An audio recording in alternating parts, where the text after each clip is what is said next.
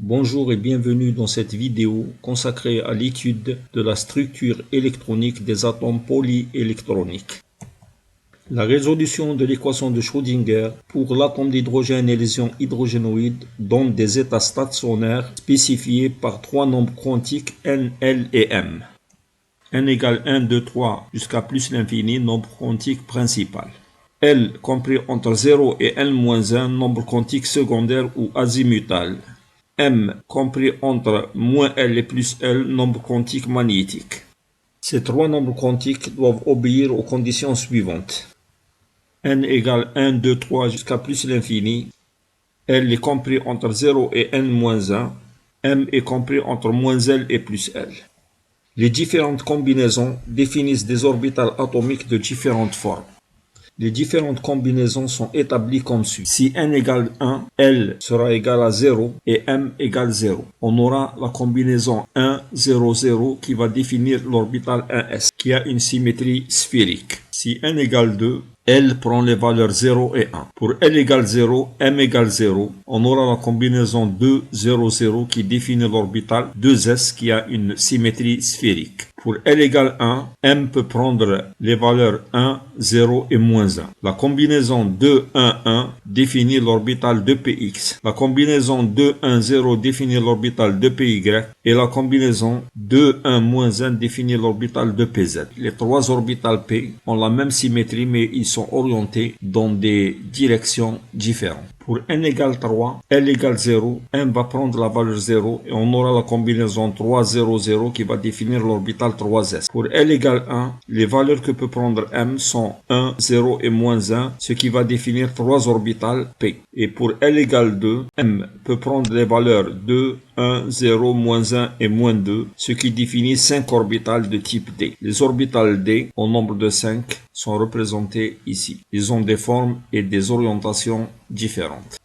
Pour n égale 4, on trouve une orbitale 4s qui a une symétrie sphérique, 3 orbitales p, 5 orbitales d et 7 orbitales de type f. La forme de ces orbitales sont indiquées sur cette figure. Les orbitales s sont en bleu, les orbitales p au nombre de 3 sont en jaune, les orbitales d au nombre de 5 sont indiquées en rouge et les orbitales f au nombre de 7 sont indiquées en vert. Règle de remplissage des orbitales. Première règle, c'est la règle de Kleshkovsky. Cette règle permet de prédire l'ordre de remplissage des électrons dans les sous-couches des atomes à l'état fondamental. La règle de Kleshkovsky classe les sous-couches par ordre d'énergie croissant. Donc on obtient la séquence suivante 1s, 2s, 2p, 3s, 3p, 4s, 3d, 4d, 5s, 4d, 5p, 6s, 5d, 6p, 7s, 5f et 6d par énergie croissante. Cette règle est complétée par le principe d'exclusion de Pauli qui affirme que deux électrons dans une même orbitale ne peuvent jamais se trouver avec le même état de spin. S, le quatrième nombre quantique, vaut plus 1,5 et moins 1,5 dans une même orbitale. La règle de Hund affirme que les électrons doivent occuper un nombre d'orbitales maximum défini par le nombre quantique L avant de les compléter avec un deuxième électron. Si on prend le carbone 6, les sous-couches 1s, 2s et 2p sont classées dans cet ordre par la règle de Kleshkovsky. La sous-couche S contient deux électrons de spin opposés, d'après le principe de Pauli. La deuxième sous-couche 2s contient également deux électrons avec des spins opposés et deux des trois orbitales p contiennent chacune un électron. Si on prend l'azote 7, la sous-couche 1s contient deux électrons spin opposés. La sous-couche 2s contient deux électrons et les trois orbitales p qui restent contiennent chacune un électron, respectivement à la règle de Hund. L'oxygène 8, une fois que les trois orbitales p sont complétées, chacune avec un électron, on commence à remplir le deuxième électron. Et pour le fluor, on aura 1s2, 2s2, 2p5. La règle de Kleshkovsky permet de prédire l'ordre de remplissage des électrons dans les sous-couches des atomes électriquement neutres à l'état fondamental. Donc les sous-couches sont classées dans cet ordre selon cette séquence qui est là. L'énergie des orbitales augmente dans le sens décrit par cette animation. L'énergie des orbitales croît avec la somme n plus L des nombres quantiques principaux et secondaires, et quand les valeurs n plus L sont les mêmes, elle augmente avec n. Configuration électronique des atomes. On remplit les sous-couches en respectant l'ordre de remplissage donné par la règle de Kleshkovsky et en respectant le principe de Pauli et la règle de Hund. Pour l'hydrogène, Z égale 1, 1s1. Pour l'hélium, Z égale 2, on aura 1s2. C'est un gaz rare, l'unique sous-couche est complète. Pour le lithium, on aura 1s2, 2s1. On peut écrire aussi hélium 2s1. Pour le beryllium Be, Z égale 4, ce sera la configuration de l'hélium suivie de 2s2. Pour le bore, Z égale 5, on aura hélium 2s2, 2p1. Pour le carbone, Z égale 6, on aura hélium 2s2, 2p2. L'azote, Z égale 7, hélium 2s2, 2p3. Oxygène, Z égale 8, hélium 2s2, 2p4. Fluor, Z égale 9, hélium 2, 2s2, 2p5. Pour le néon, Z égale 10, on aura hélium 2s2, 2p6. La dernière couche est complète, donc le néon est un gaz rare. Pour le sodium, Z égale 11, la structure électronique s'écrit néon 10, 3s1. Magnésium, Z égale 12, néon 10, 3s2. L'aluminium, Z égale 13, néon 10, 3s2, 3p1. Silicium, Z égale 14, néon 10, 3s2, 3p2. Le phosphore, Z égale 15, néon 10, 3s2, 3p3.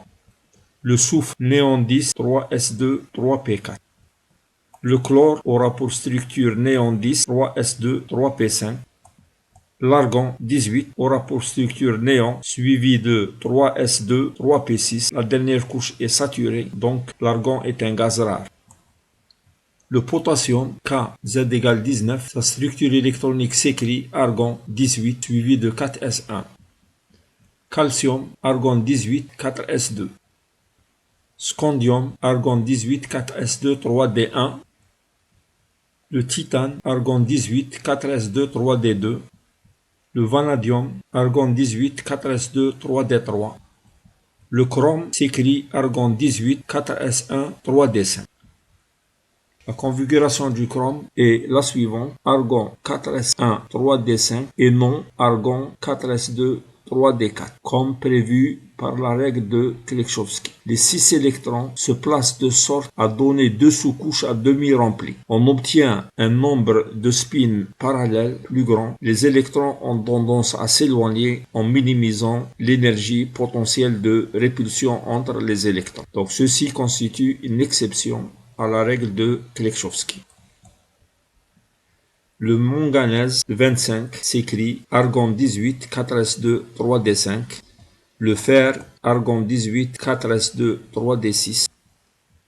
Le cobalt, argon 18, 4s2, 3d7.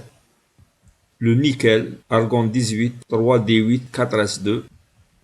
Le cuivre constitue également une exception à la règle de Kleshkovsky. La configuration du cuivre est argon 3d10 4s1 et non argon 4s2 3d9. Un électron de l'orbital 4s va passer dans la 3d et on aura la 3d complètement remplie, ce qui augmente la stabilité de l'atome. La même chose va se produire pour l'argent. Le zinc, sa structure électronique s'écrit argon 18, 4s2, 3d10. Le gallium, argon 18, 4s2, 3d10, 4p1. Le germanium, argon 18, 4s2, 3d10, 4p2. L'arsenic, argon 18, 4s2, 3d10, 4p3. Le sélénium, argon 18, 4s2, 3d10, 4p4. Le brome, argon 18, 4s2, 3d10, 4p5. Le krypton, argon 18, 4s2, 3d10, 4p6. La dernière couche est complète, donc le krypton est un gaz rare. Le rubidium, Z égale 37, sa structure électronique va s'écrire krypton 36 suivi de 5s1. Sr 38, sa structure électronique s'écrit krypton 36, 5s2. SR38 aura pour structure électronique krypton 36 5s2. L'yttrium Y39 aura pour structure krypton 36 5s2 4d1. Le zirconium aura pour structure krypton 10 5s2 4d2. Le niobium a pour structure électronique krypton 5s1 4d1. Ici encore, il y a une exception à la règle de Klekhovsky. Un électron de l'orbital 5s passe dans l'orbital 4d, ce qui donne une meilleure stabilité.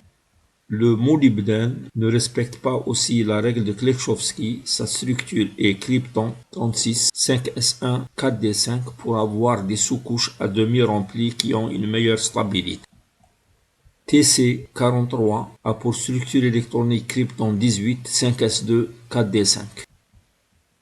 Ru44 a pour structure électronique krypton 36 5s1 4d7.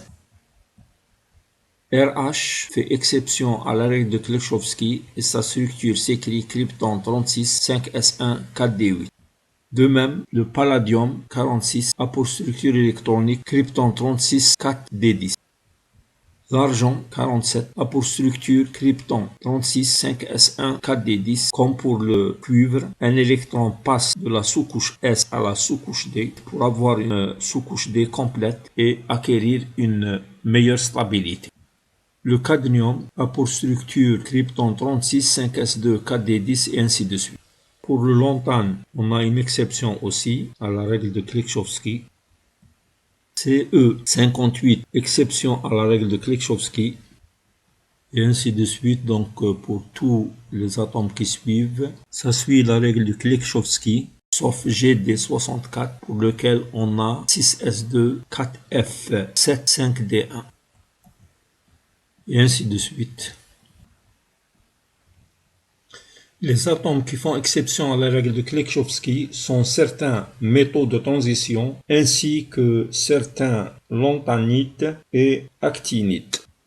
Il y a transfert d'un électron de la sous-couche S vers la sous-couche D pour les métaux de transition et de la sous-couche F vers la sous-couche D pour les lantanites et les actinites, ce qui permet à la sous-couche D d'être complètement remplie avec 10 électrons ou à demi remplie avec 5 électrons. Exemple, le cuivre CuZ égale 29 a pour configuration argon 3d10 4s1, alors que sa configuration théorique est argon 3d9 4s2. La sous-couche D se retrouve remplie avec 10 électrons au détriment de la sous-couche S. Dans le tableau suivant, nous donnons les configurations électroniques des éléments qui ne suivent pas la règle de Klekhovsky. Il y a certains métaux de transition et certains lantanides et actinides. Il y a transfert d'un électron de la sous-couche S vers la sous-couche D pour les métaux de transition et transfert d'un électron de la sous-couche F vers la sous-couche D pour les actinides ou les lantanides. Merci de votre attention.